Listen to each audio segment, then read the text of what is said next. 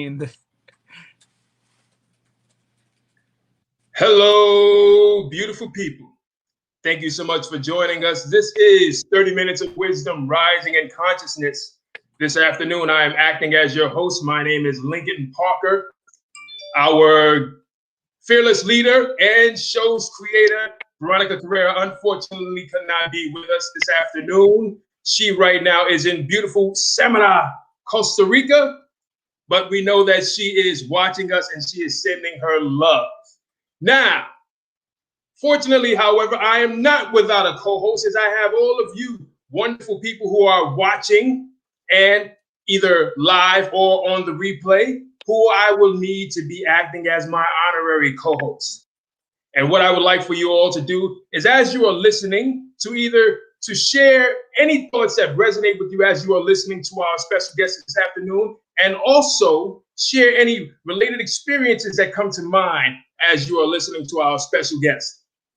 And as for that special guest, he is a very dear friend of mine, none other than the legendary Dr. Hill Krishnan. Dr. Hill, welcome to the show, my friend. Lincoln, thank you so much for having me on the show. And unfortunately, because of technical issues, I couldn't hear anything you said. But I will continue to do the testing. I mean, I don't know how I will be able to understand the questions you asked me and be able to answer it.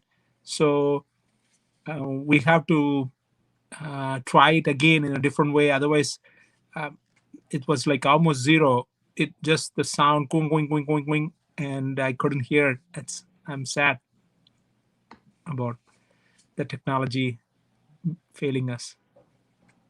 Anyone who is watching right now, I see that we've got Lynn Min here in the audience. Lynn, please tell me, how well are you able to hear me, Lynn?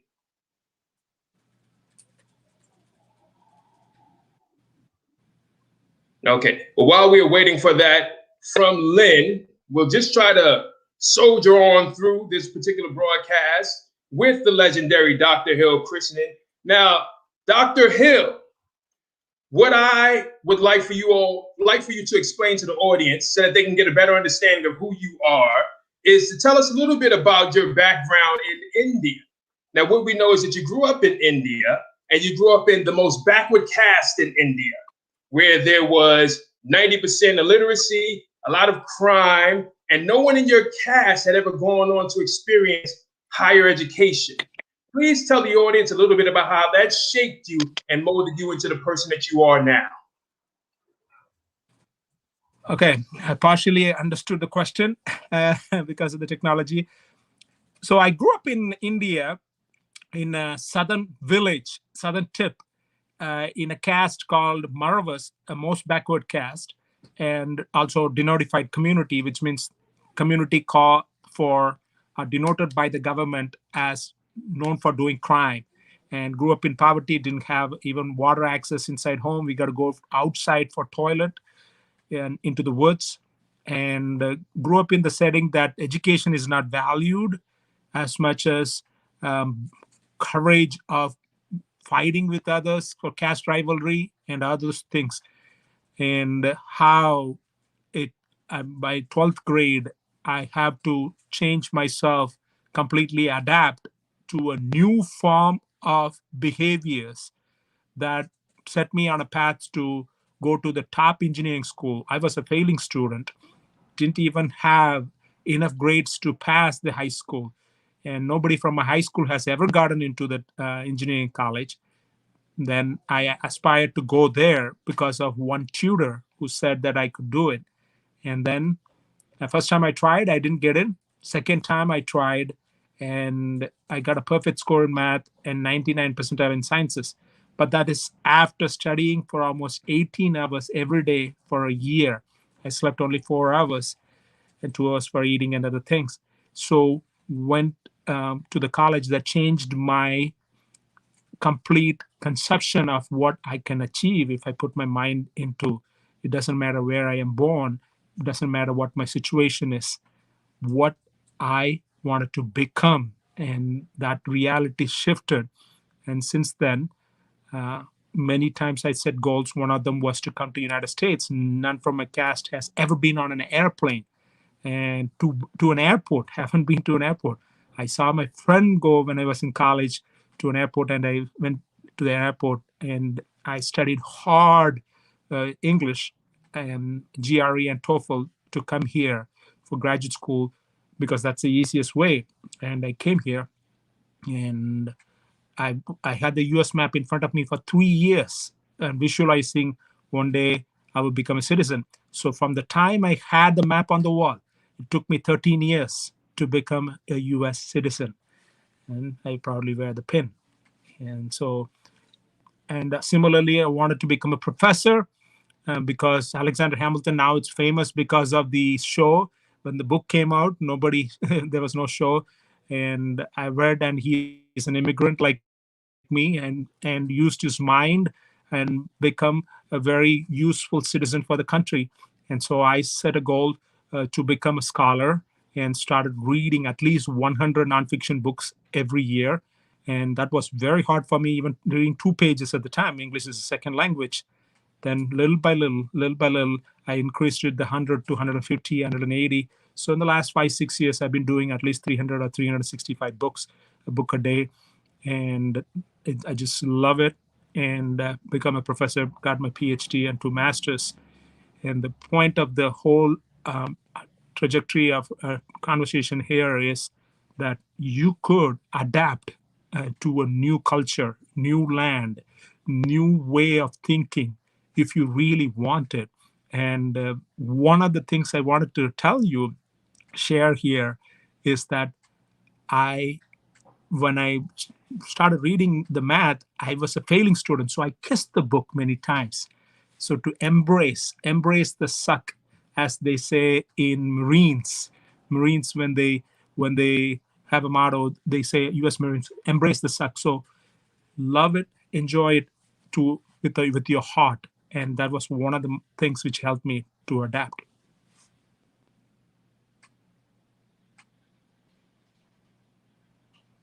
And now I don't hear you in any sound at all, Lincoln. I'm sorry.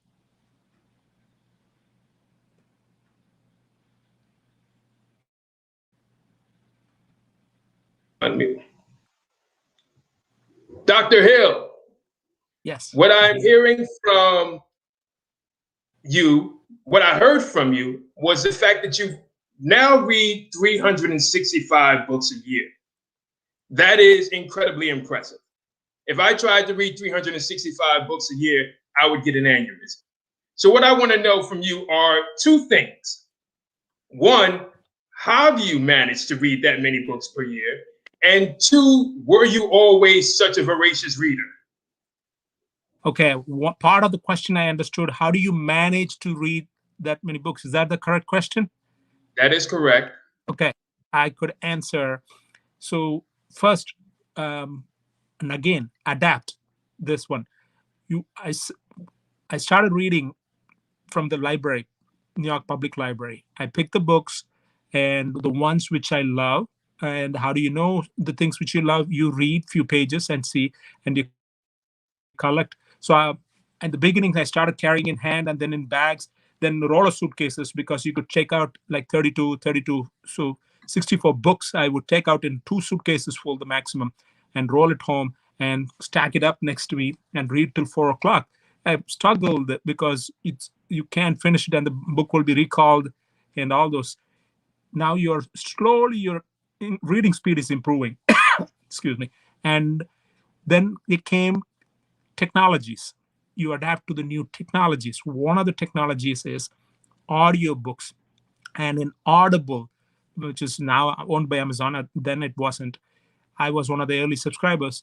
So you go anywhere walking, going to a doctor's appointment, waiting there, or going in the subway. There are places where you can hold a book and read while walking on the street, for example. You could listen. So I would listen everywhere and anywhere. Even while shaving, I'm listening and to a book. And so that made me consume more books. And I will increase the speed from 1 to 1.5, and then 1.75 to 2.5. And then I wrote emails to them to increase their speed in their app.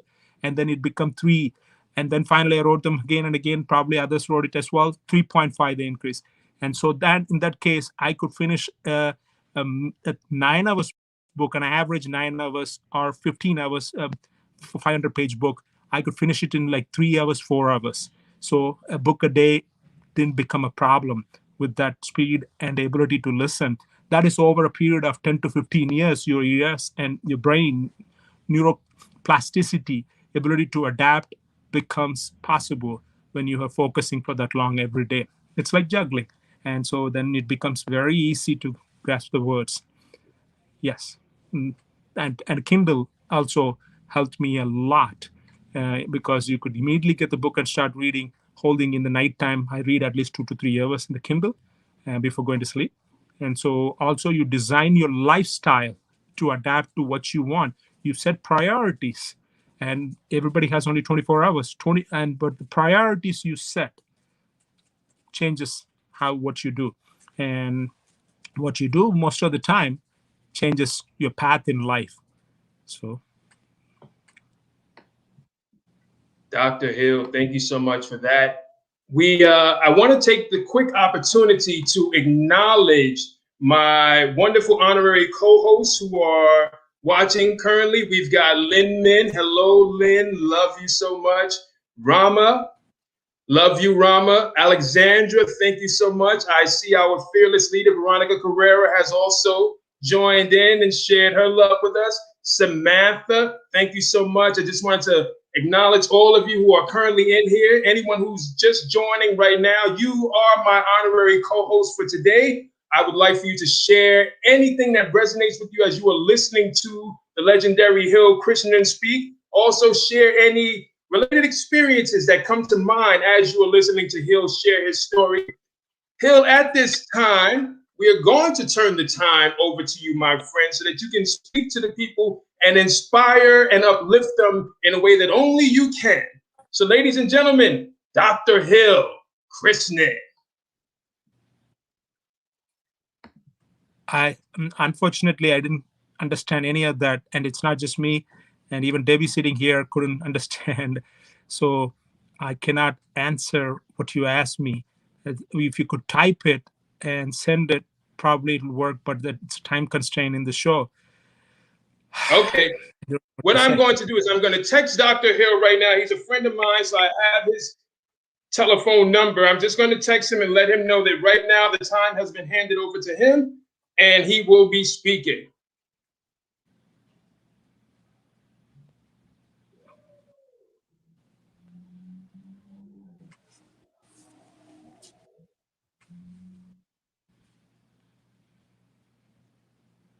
But in the meantime, I just want to once again express my love and appreciation for all of you who have showed up and who are participating. We love you, we love you, we love you, and we thank you so much and appreciate all that you do to make the show what it is. Thank you, guys. Here is a good example of what adapting could be. Look, I couldn't get the questions what he has been asking me because of the technological problem. And so what do? We adapt. And it is a good experience. When you adapt, you have stories, you have memories in your life to share with your friends and family, and for your own good. What is life other than experiences, right? We go travel, we meet new friends, we like to go to new places, consume things like food or clothing, anything. It's new experiences. And so the adaptation is vital because now COVID-19 hit and it puts people to adapt. And it's very, very hard for most of the people when they haven't done any changes in their life. It becomes easier. It becomes easier if you've been open to adaptation. And change is inevitable, as Buddhism says. And it is inevitable. Change has to happen around the world. Whether we change and adapt to the change or not is going to decide how we're going to thrive or not. Let me see the question, if possible, if it comes in the text. Hang on 1 second.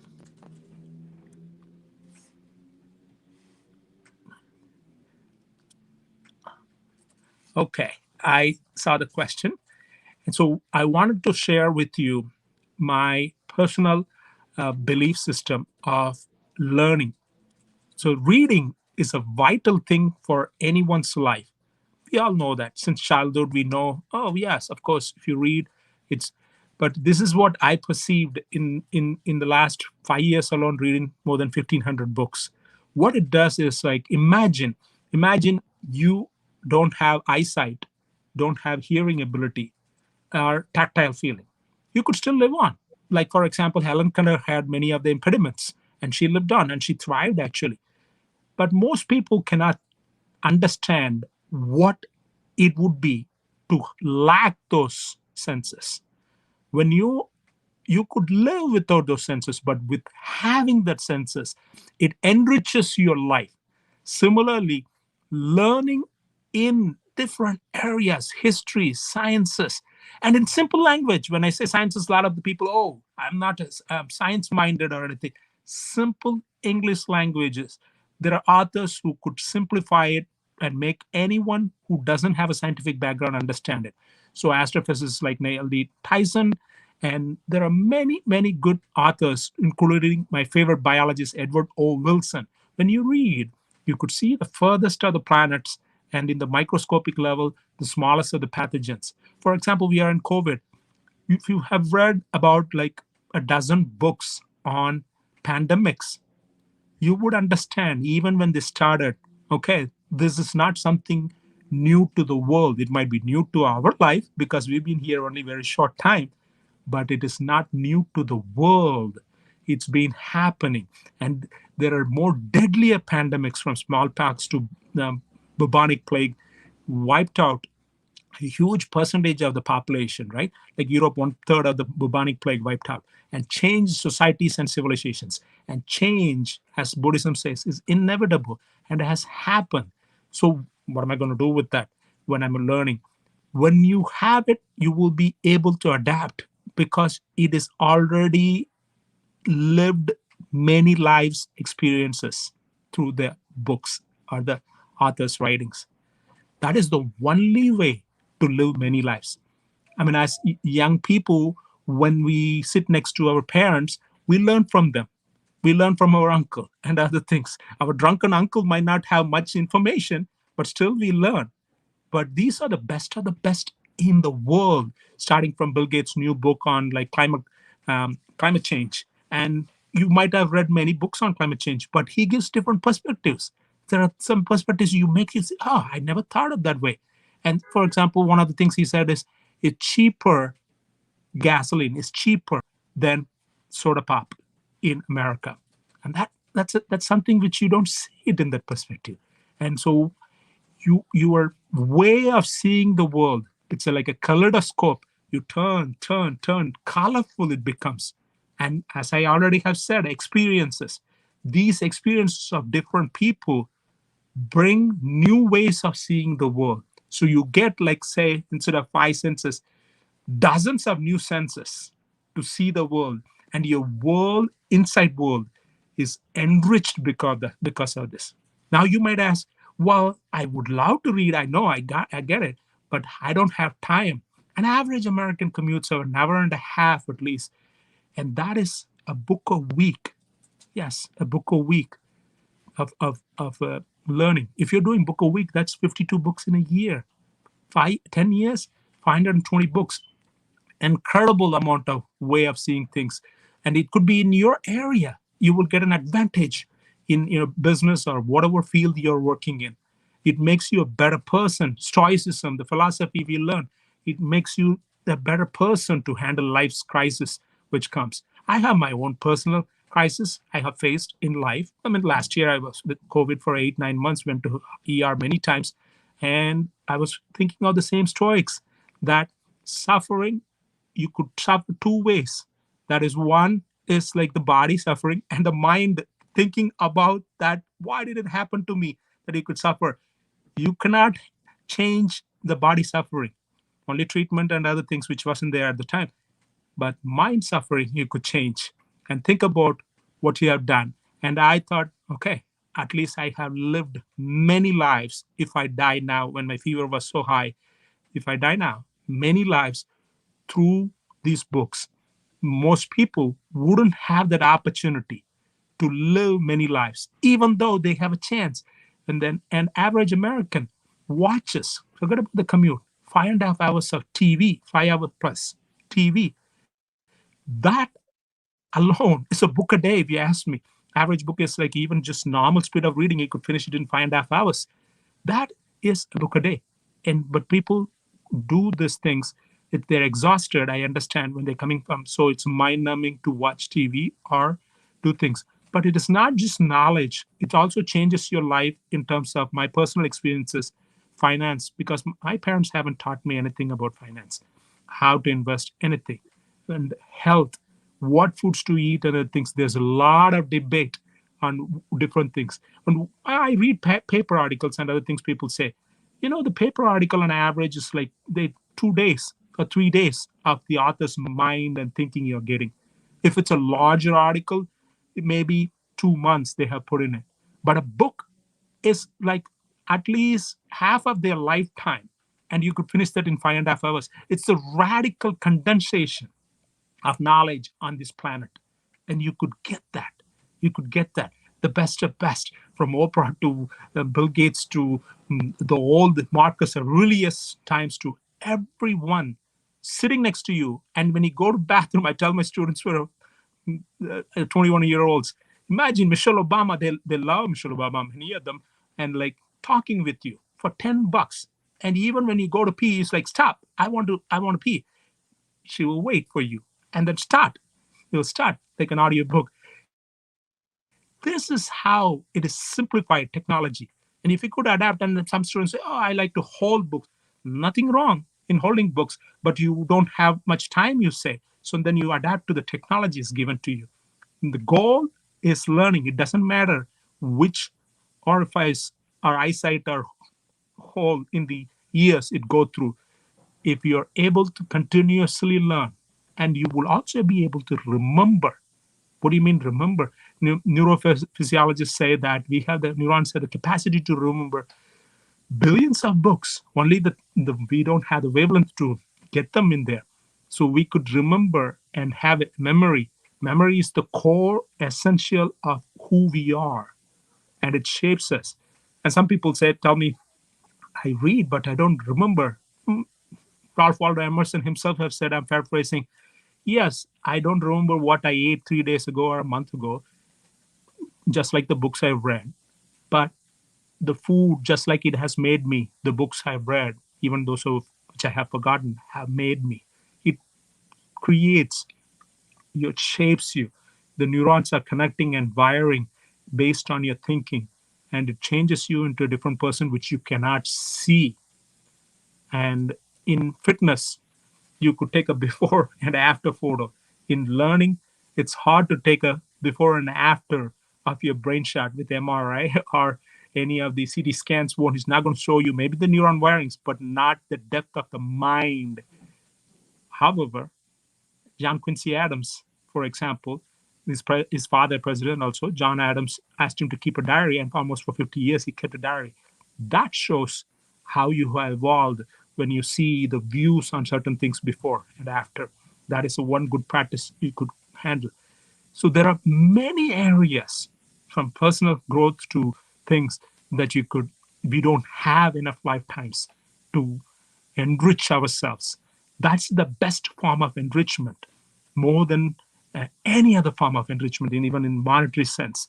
Of course, if you're poor, you will be unhappy. There's enough research on happiness to tell us what will make us happy. If you read that, even your choices of what you make based on happiness changes, and you will see that. And the mistakes, people throw money for therapy, and you could learn about these things, even therapy and things, and make, rather than learning from your mistakes, you could learn from others' mistakes and not repeat that. Okay, and history doesn't repeat, but it resonates again and again.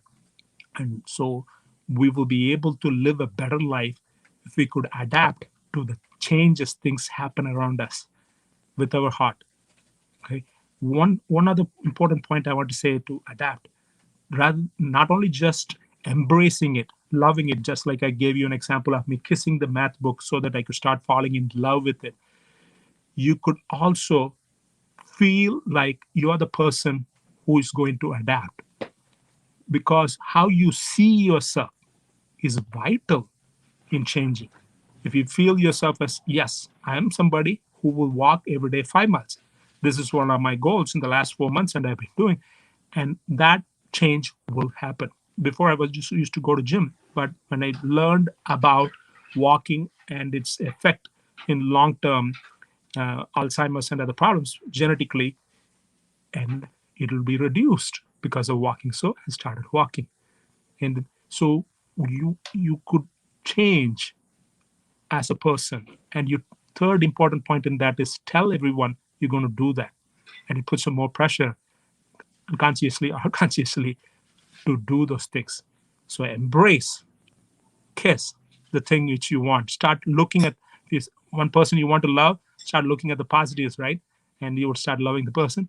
The second is to believe that you are the person who will do those things and you will do it. So commitment to yourself. Third, tell everyone else. And these are the simple things which you could take from this and adapt and change to new things. Even though they quote this for Darwin, Darwin didn't say this. There's no evidence, but it's not the strongest of the species which survive, or the most intellectual species which survive, but it is the species which could adapt. So adaptation is the key method in any area you go into, a job or to succeed, whatever your goals, whatever your form of life. Change will happen around you continuously. The world is a fluid medium, and in order for that to succeed and change, you have to adapt. And the better you adapt, better your life would be. And one of the important tools is learning for that, to adapt, to continuously learn. Look at all the successful people. They say that learning, learning, learning. I mean, Bill Gates had time for 50 books. And Mark Zuckerberg had a 1 year of learning 50 books. You could do that easily in your schedule. With their schedule, if they could do, you could definitely do. And it will change you. Every night, at least half an hour, read. And that's all I wanted to say in the time constraint we have. Thank you. Dr. Hill, inspiring and uplifting us in a way that only you can, my friend. We are so honored to have had you. I would attempt to ask some more questions, but I'm not sure if you will be able to hear them. Well, what I did is I texted you a couple of questions, my friend. If you have a moment to just please look at them, right? Look at your phone. I texted you a couple of questions. Let me see. So while Dr. Hill is looking at those, I want to acknowledge Lynn. Thank you so much, Lynn, for participating. Your participation has been greatly appreciated. I texted Dr. Hill your question. Hopefully, he will be able to answer it before we end the broadcast. But everyone else, you've been such great honorary co-hosts. I read one of your questions in the text, and I could quickly answer that. Should I answer? Because of the time, you could not. Okay. And yes, see, we do trauma mastery, as they say. And I don't know, this Marine who was heavy and become like a runner to lose and lose weight, and now he's like runs crazy marathons, like long distance, more than Ironman, 5 Ironmans time of distance and things. So that's trauma mastery. And similar, me as a young man who was set not to succeed, not expected to academically succeed, and was beaten by my teachers and others. Uh, Now it is to master change, that I could change completely. And I am the captain of my soul and my destiny. And I'm doing that. And everybody has that inner power potential inside them to master it. And good luck.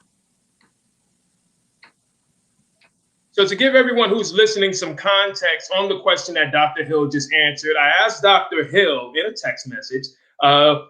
He mentioned not allowing the suffering that he was going through in terms of what his body was experiencing while he was enduring COVID, not to get in the way of him preventing his mind from suffering. So I asked Dr. Hill, what are some techniques that he utilizes in order to keep his mind from suffering as his body was suffering? And he mentioned some trauma techniques, mentioned the Marines. And so you got a little bit of insight on how Dr. Hill was able to endure that situation that he was going through while being sick with COVID and still be able to allow his mind to be strong while he was going through that. So thank you so much, Dr. Hill, for answering that question. Please join us for 30 Minutes of Wisdom every Friday at 2 p.m. Eastern Time. Also, join our LinkedIn group on 30 Minutes of Wisdom. We appreciate all of you who have tuned in this afternoon. We love all of you. We love all of the participation. Thank you so much. Have a wonderful weekend. Thank you.